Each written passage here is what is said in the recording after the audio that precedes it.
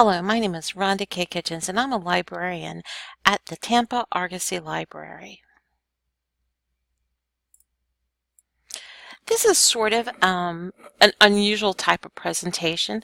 I'm calling it the anatomy of an article and what it was driven by as I see students come in, and sometimes their rubrics or assignments have different types of questions on them that are very specific to the type of article they need to find.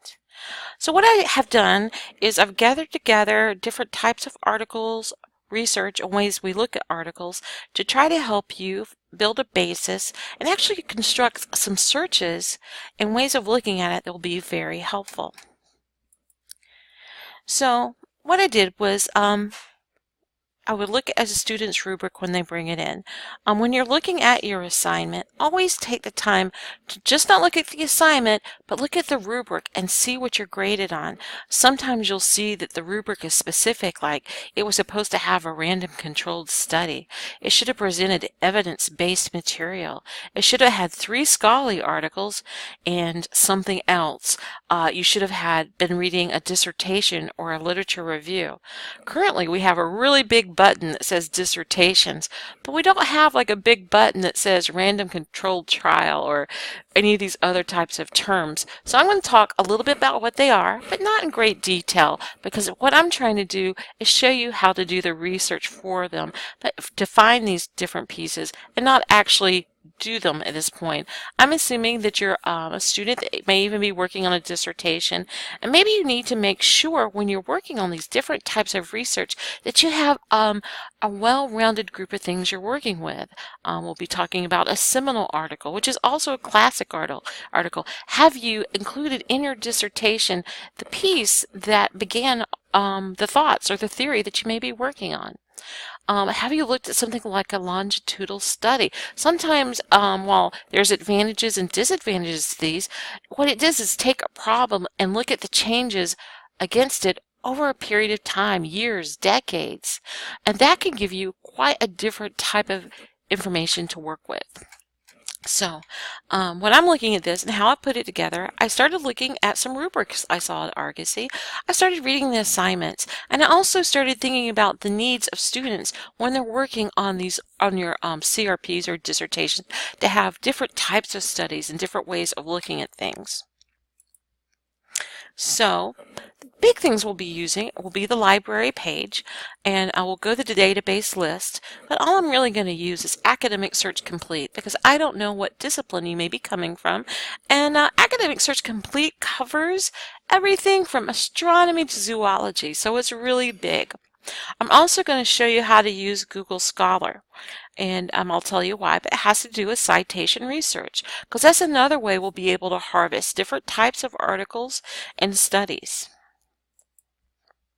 Now, first of all, you'll often see you need a scholarly article, and usually if you go through these type of 5 things, you can pick it out pretty easily, but I'm going to go through something to show you what those pieces look like, because a scholarly article actually does have sections that are very specific to it, and it does sometimes vary by the type of study or discipline, and the different parts of it can also tell you what type of research it is, though oftentimes very easily and clearly the author or the abstract or even the keyword terms associated with it will tell you. So you need to know a scholarly article it's created to inform or demonstrate original research. It's going to have many cited sources. If it says something happened or said red makes people smile more, it'll direct you to the study wherein that thing was read. Usually the first part of it will have kind of a essentially it is a literature review, and it tells you the things the researchers read and studied to come up with their study. So, authority. It's going to be academic authors, and their affiliations will be listed, and usually there's some type of ethics statement. It's going to be very transparent.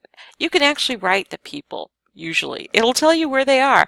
Often have their office numbers listed. You can often see those.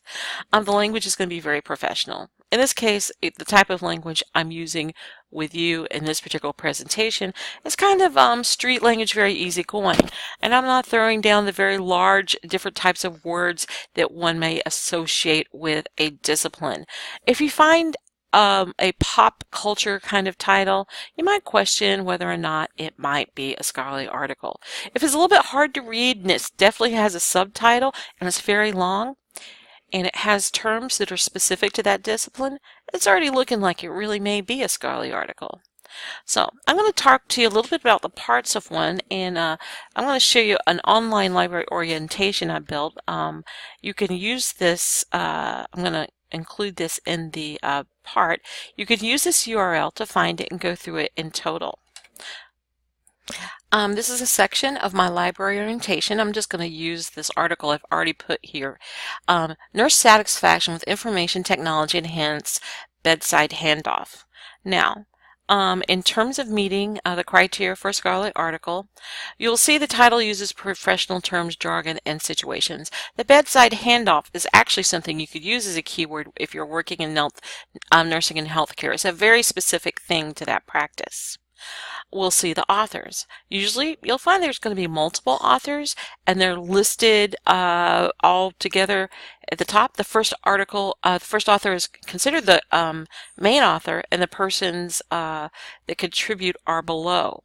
Now you'll see down here we know that these people are nursing faculty where they're working, and we could easily contact them or email or write them if we had questions about the article. It has a great deal of transparency. I don't see an ethics statement, but sometimes it's up front or it's at the end. And usually the ethics statement says something like, I have no, I'm not going to make any money off the product or the method I suggested that you use. Very simple. So the first part is going to be kind of a literature survey, the things that they looked over, the different studies that they read. It lets you know it connects a lot of things together.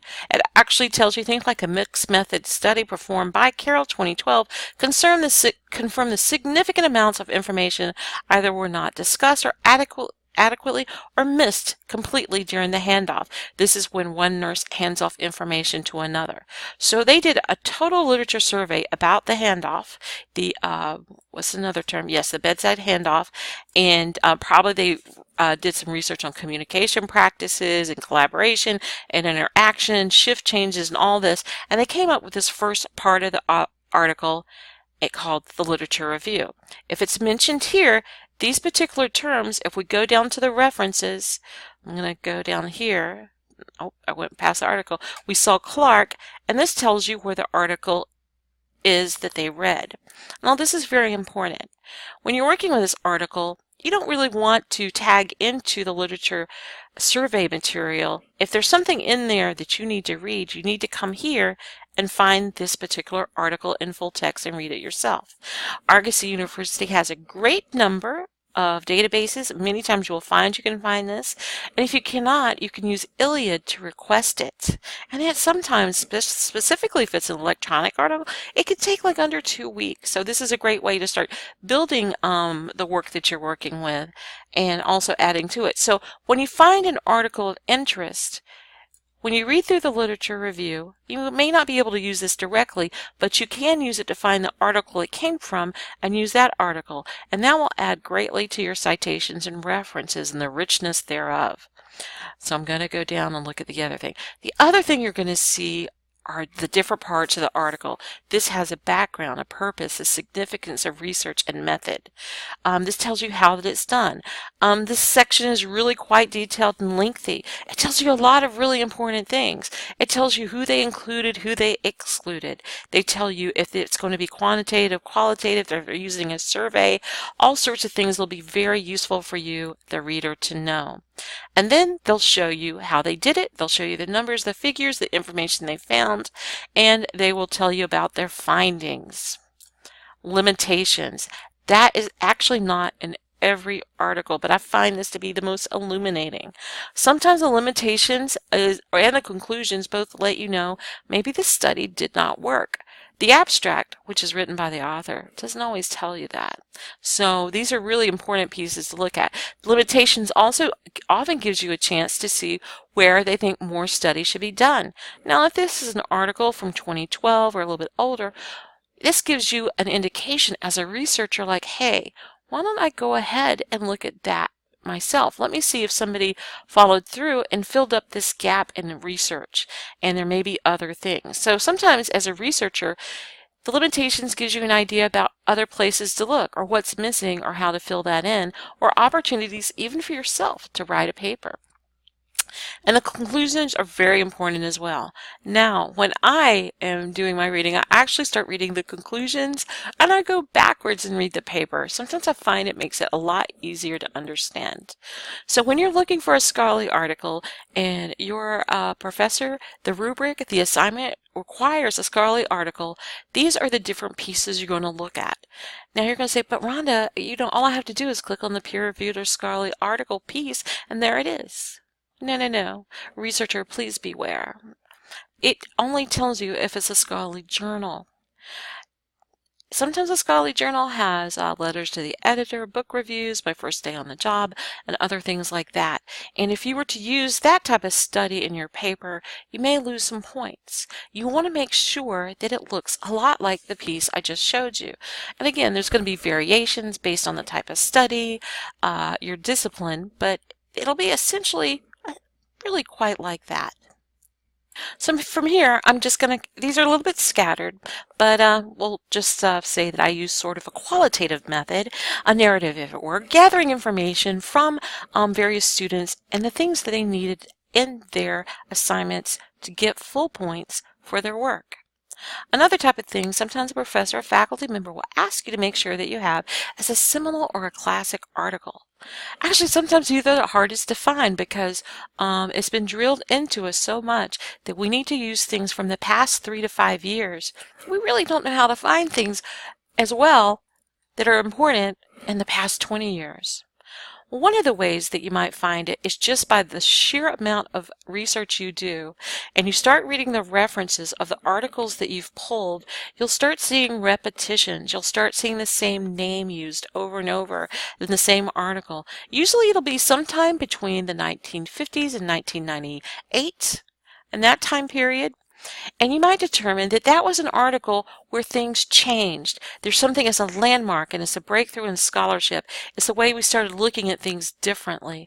And when you're doing a paper, you really want to have that. And actually for your own personal scholarship and academic advancement, you want to read that article and you want to read it in full text. So make sure you find that article. And I'm going to show you how to do it because it's not always easy, but I found Google Scholar can be quite an amazing way to do it. So we'll look at that. Another thing that we might look at are, of course, the types of research, qualitative and quantitative. Oftentimes, specifically when you're putting together a literature review or you're working on a dissertation, I've seen sometimes a faculty member will send you to the librarian and say, I need more qualitative or quantitative types of articles. Again, this varies by discipline. Both have great value. And if you want to kind of think of them like Star Trek, a quantitative article would be a lot more like Spock, and a qualitative article may be like Captain Kirk. Okay? Actually, that might really help you out in the end of all. But quantitative also, you'll see surveys, controlled experiments. There's going to be lots of numbers. I put here for you the 4 types: descriptive, correlational, causal, comparative, quasi-experimental, and experimental research. At this point, it may be that causes you a great deal of pain, and it's likely you'll have an entire class devoted to understanding those terms. But I am only talking to you about how to find them. Do you know how you find a quantitative research article? Oftentimes, all you have to do is use quantitative in your search keywords. Did you feel yourself kind of calm down right there? Because those were a terrible list of 4 types. Oftentimes, you can simply use quantitative or qualitative in your research terms, or what types of experiments they are, such as the ones I've listed here. Okay, and sometimes I think something like psych articles, on the left-hand side, when you're using it, you'll see a limitation called methodology, where you can actually search, specifically select for these types of articles. Now, qualitative, that was the one I explained, is more Captain Kirk.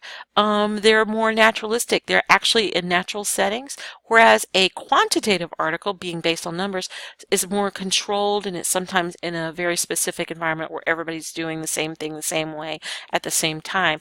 The 5 types of qualitative data are actually fantastic keywords. I'm not going to explain what these types articles are, because research types are, because this is actually probably an entire course. But I want you to understand that ethnography, I can't say that, narrative grounded theory, a case study, or case reports, hey, these are all search terms, and they all do different things that are very important. I might talk about case study and case report when we get to evidence-based. But oftentimes they're in the natural settings. I personally am a person that loves qualitative data as a librarian. When I go in and do some instruction, I do what I call a clear and muddy survey. And what it is, I just ask people what worked, what didn't work, and what else I could build from them. And I derive a lot of information I'm able to implement pretty rapidly. A quantitative study is oftentimes a lot more expensive, takes a little bit longer. Qualitative studies, sometimes you could just do it in the same day, but it all determines. But it also, when you're doing your research, you might be looking for diary accounts, open-ended questionnaires, documents, participant observation. These are all keywords that you can use when looking for these pieces. Now let's talk about a literature review. A literature review, as you can see, can be a part of a scholarly article at the very top, or it can actually be the entire thing itself. Sometimes people go through and do literature reviews on a topic to try to answer different things. Now, if this topic has something to do with something you're researching, what in fact this person has done is go through a literature survey. Sometimes they do it of the past decade or 20 years on whether or not something works or doesn't work, or if there's more study needed. And you can go in and identify the studies that you too need to locate and find to pull up to read in full text. Sometimes when your professor is sending you to a dissertation to review on your topic, this is the section you may be looking for, but it's also actually a type of research paper that you can actually search for. A longitudinal study is actually, you'll again find, if you feel like doing the research, advantages and disadvantages of. But I find these to be great if you can find one in your topic, because it's an observational research method where data is gathered over a period of time. Like you'll find a great deal of smoking studies, anxiety, people reviewed, doing the same thing the same way for over a long period of time, 10 years, decades, or something like that. And these are often very powerful pieces to put in there, because there's a lot of errors that come in research. It might be a time frame or person or thing. And sometimes a longitudinal study will actually even some of those out. So you might have a lot of power when you're talking about a specific point in your research when you look at these types of studies. Now, around all this, and sometimes, by the way, these studies these things can be each other's things. You could even have a quantitative and qualitative study together, and it's called mixed methods. Now, if that just causes you a great deal of pain, again, an author, a researcher, will usually identify that is what it is, and you can actually do a study, a research using the term mixed methods. Now, something else that may come up, you may be directed to find an evidence-based article. And this is a term that's usually more in the health sciences. It's really heavy in medicine. It's blended out into nursing, and it's pouring out into business, and psychology and the other disciplines are being swept in it. This is an attempt simply to be more Mr. Spock, to have things that are objective, that you can measure, usually quantitatively, and more importantly, in terms of evidence-based practice, which entails making decisions, integrating the best possible evidence. The term quality of evidence is usually used quite a great deal in these. There's actually a pyramid, and this idea of different types of research, they've put together an actual pyramid where one thing may be more important than the other. Now, what this means for you as a researcher, these are actually terms and ways that you can look at your research. The systematic review or the meta-analysis is the very top. At the most simple level, systematic review, actually there is a school you can go to in Pittsburgh to learn how to write these. And I may do that one day, by the way, because I think it would be interesting. A systematic review is where you take several studies, something like a randomized controlled trial, as we have here, dozens and dozens of them, see what they found, see what they measured, and crunch all the numbers down to come up with the best practices.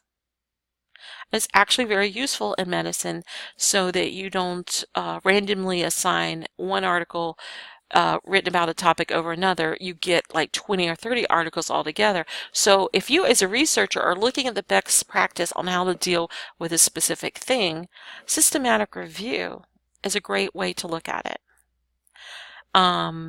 It goes down the different types of studies, and the lowest of the low is a case report or case studies. I think a case report is 2 to 5 people, a case study maybe 1 or more, or I may have it exactly backwards. The only reason I'm letting you know that is because these are the tiny studies.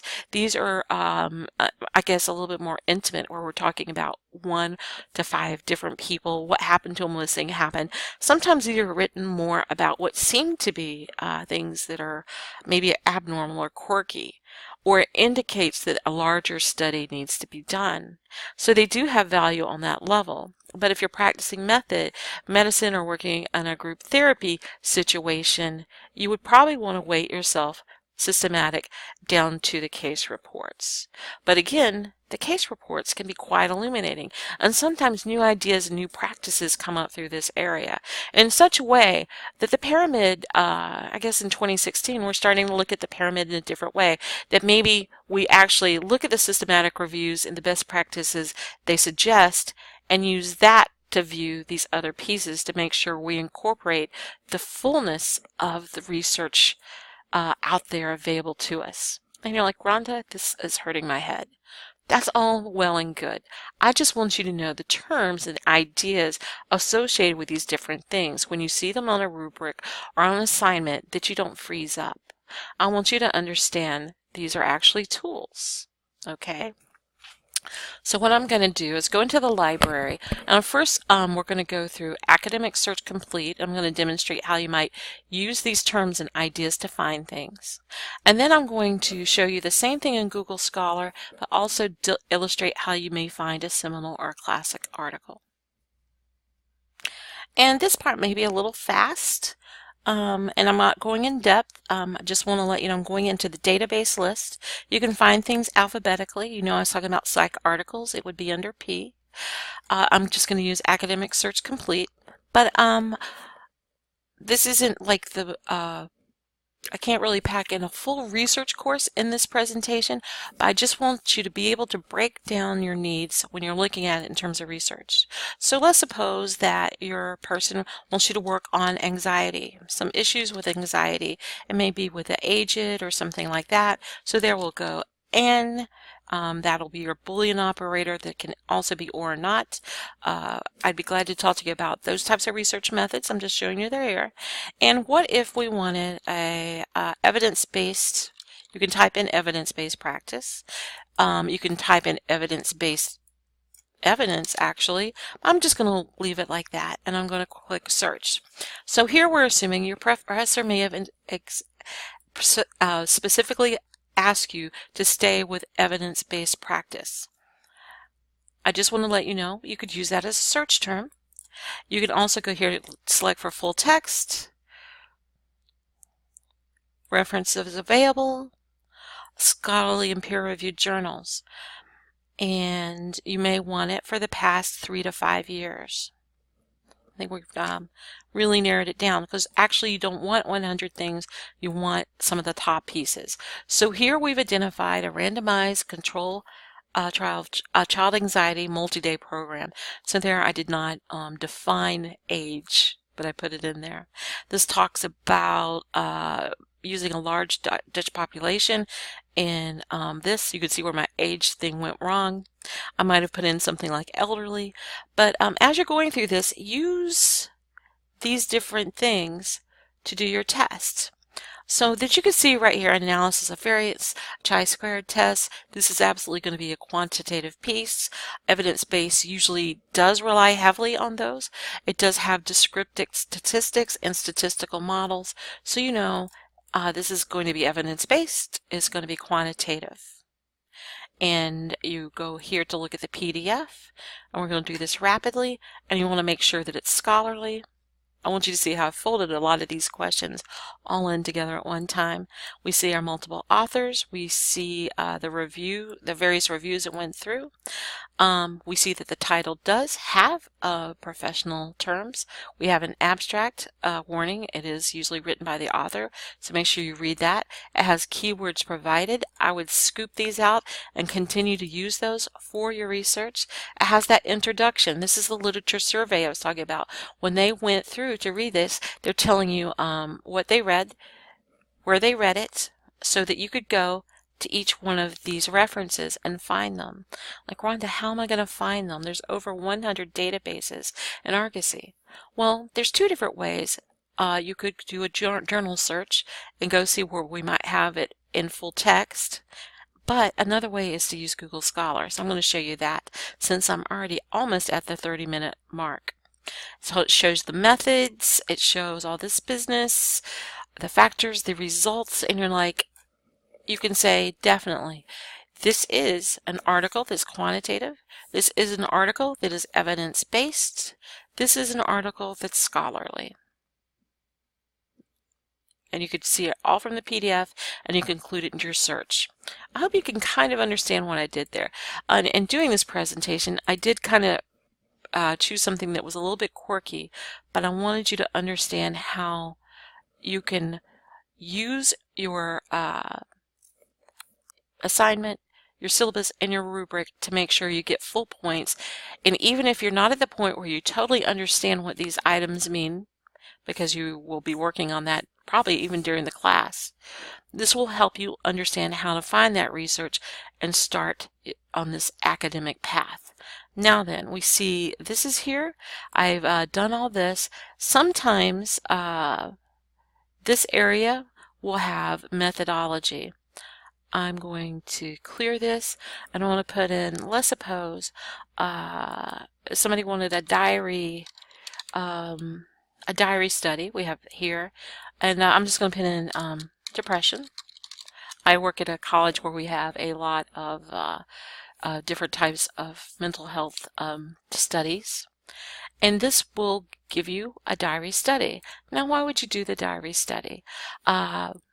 We were talking about things in terms of qualitative. It gives you different types of information.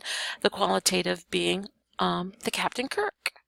Not as objective and number-based, but is using a different type of strategy. When you're working with people with depression, it's going to give you a little bit more of the who, what, where, how of the issue, and not necessarily just one look at it. So you'll see here that this has questionnaires. It's using psychological tests, self-esteem testing, a diary, and it shows the concept of descriptive statistics. You can take each one of these and feed them back into your research.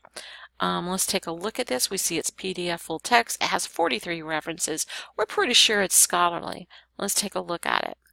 It's going to have the authors. We see where the authors belong. It has the pieces. It's doing a description up front of the things they read and the topics they read on. The current study, they showed the procedure that they used. And they showed you how they did different things, descriptors, the measures, lots of math. So we could see that they took this study and ran it through some different statistics. It shows you their limitations and their conclusions, and also the references. I'm going to take something from here. We'll see how this works. Suppose when you're up there reading the literature survey and you saw that this said something you wanted to see in more detail. You shouldn't be using the secondary sources like citing the thing that someone else used. You need to see, when you see that, to go, I need to find that. So I'm going to get out of Academic Search Complete because in a way, I believe I've showed you the different ways you can use keywords and harvest keywords and keep your search going. Now we've seen something in the references that you want. There's different ways to go about this because we do have right by the database list a journal list, and you can go in and look for developmental psychology, find the 2010 copy and find this particular article. It'll let you know what we have available to you in full text. But here's another option. I don't want to show you this option because of the different things that it does. It may be that you've seen this several times and you found it to be quite useless. I'm going to tell you how to make it useful. Sometimes the setting button is up here. It moves around all the time, but what you're looking for is settings and library links, and you're going to set your piece to Argosy so that we can find full text materials. Now, you remember back there when we were looking at that particular piece, I went to the references and I took out something that we might want to look at. This in a way is a little bit of a sloppy thing. As you see, I put the entire title in here, but I'm using Google, so sometimes they're a little bit friendly. And I wanted to find it in full text. So I put it in here, and it lets me know, after I've set my preferences, that it is in fact available to me in full text, and I can find it in Argosy and look at the whole thing. So, you can actually harvest things from the reference that you found, bring it into Google Scholar, and find it there. Now, why is this important? Also, because there was another method, because I wanted you to see how to look through citations. This particular article, if it's useful, is from 2010, has been cited by 176 other articles that you can also look at and find. So you'll see we don't have Web of Science available to us or Scopus. You may, those are also available, but this is available to you and it connects you to the full text article. You can see how it was used in other studies, and you can also go up here if you have a situation where you can only use things since a certain time. I'm sorry, I see that it's outside of there. You could just click this and you'll make sure that you find the most recent pieces. Emotional support, Mexican-American families. I'm not really sure what the topic is here, but you'll see you can find all of these available to you in full text. And also these articles, you can see who they're cited by. So you can keep harvesting and building your own literature and literature survey and analysis by using the citation method. Further, should you be working on a long-term project on the same topic, you can create an alert where articles that cite that article, or if you're doing a search, it can keep doing that search for you and sending it to your email. All you have to do is put in your email, create alert, and you'll start getting those items sent to you. So if you're working on something long-term, that can be quite useful. Now I'm going to go back and show you one more thing, I think. Okay, the last thing I'm going to show you is kind of like one of the first things we talked about was seminal articles. Now, that's not actually how you find a seminal article, but you can see that people talk about a great deal about literature reviews, analysis, blah, blah, blah, if you want to read a great deal about it. But what I actually want to find, maybe something is on Mexican Americans. And this is broad, by the way, but let's just see. Mexican American family. If I want to bring it out, I may put an asterisk here to get families. Sorry about that.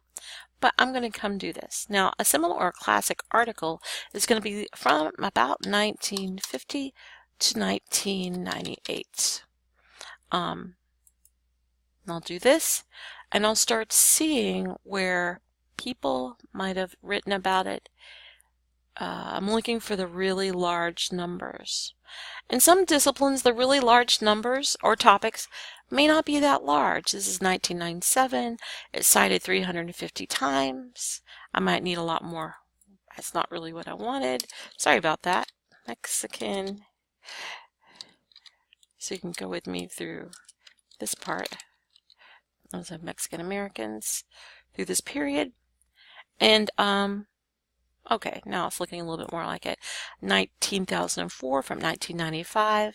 And this may be a valuable place where a certain theory or idea or scale was put on a topic and it was used in a different way, and it might have changed how different things happened if that is your topic. So I would put my topic in here, your topic, and try to find it. Let's see something about kind of really broad so you can see how the numbers can stack up. If we look at anxiety, we can see these pieces, the Hospital Anxiety and Depression Scale, indicate that these ideas, that these pieces of research became something used in other pieces and were perhaps the turning point. So in your work, you should also probably have these and see how they developed over time, such as cited by 15,000 people. We see it brings us up to the Beck Depression Inventory for in psychology. You know that's extremely major and very interesting to see those connections. If you want to see something more recent, where it comes from, you can just keep bringing it forward. And again, over here, if you click on this, it is full text. If you click here, you'll hit the paywall. So, I hope this was helpful. It's a little bit of a quirky way of looking at things, trying to look at rubrics and assignments, harvesting out the keywords and the ideas and the criteria and definitions of different types of research that's often required. And if you didn't actually come here for that particular thing, I hope you understand you saw something important about looking for scholarly articles and using Google Scholar and citation searching, and also looking for their seminal or classic articles that are very useful. So I hope there was a little something for everybody. If you have any questions, make sure you take the time to write me. I love looking for things for people. I love doing research.